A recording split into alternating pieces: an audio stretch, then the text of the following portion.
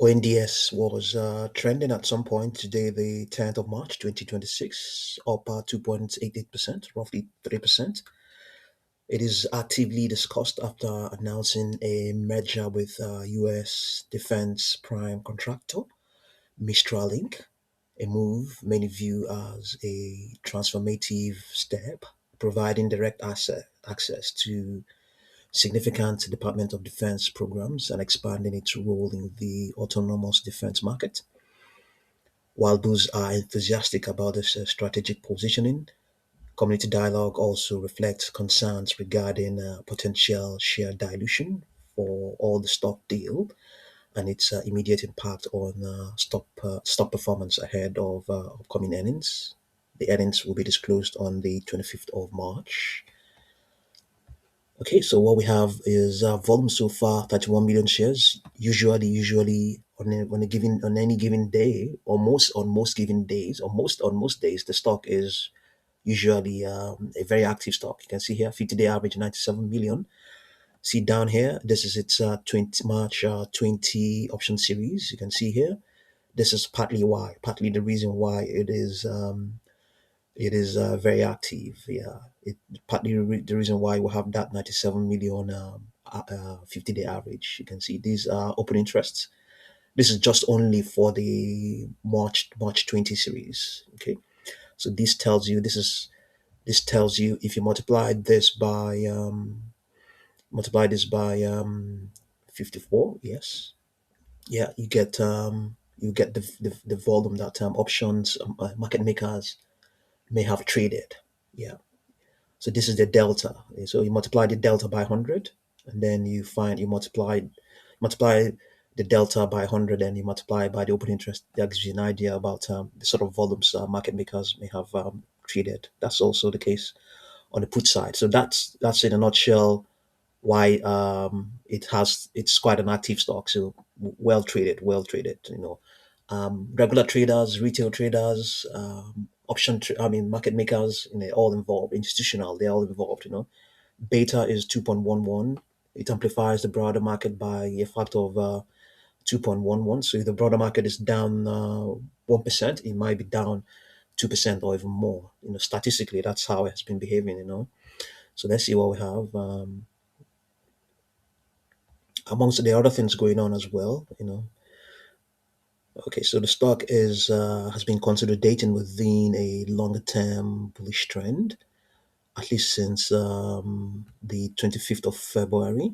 Yes, it's been consolidating within that bullish trend of its 200-day moving average. Yeah, the bullish trend has been consolidating within a longer term bullish trend, underscored by its 200-day moving average, which is sloping bullishly upwards.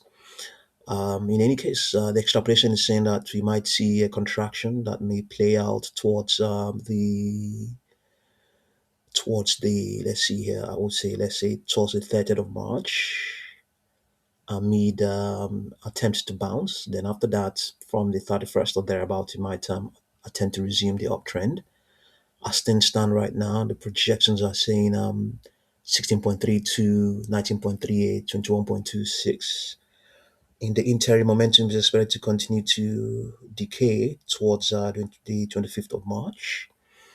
Let's see whether it has anything on its weekly chart. I doubt if it has any extrapolations on the weekly chart. No extrapolations, but no extrapolations, but we can take the projections. It has 4.36, 5.95, 8.53, 16.08, 20.33, 22.96. Coming back to the daily chart, let's finish off with the moving averages. We just want to see how they are aligning. There's a chance we might find some divergences because the stock is consolidating.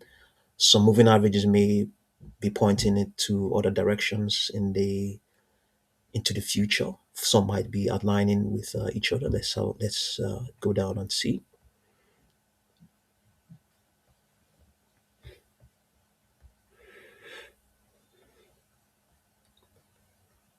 Okay, so we have yes, to some extent, some alignment.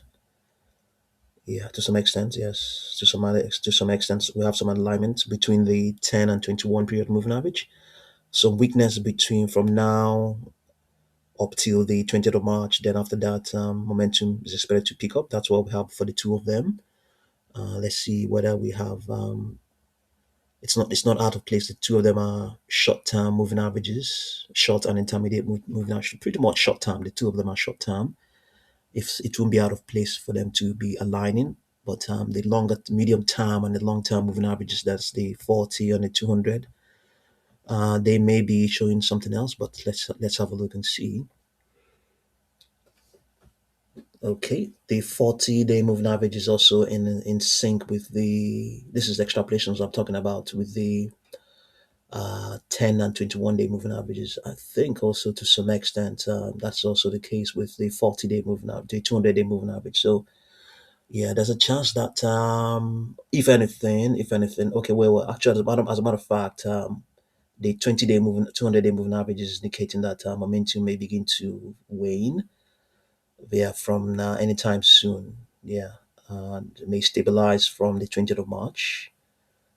Yeah. Okay, so the extrapolation we saw earlier on may well be what may happen, but caution is warranted.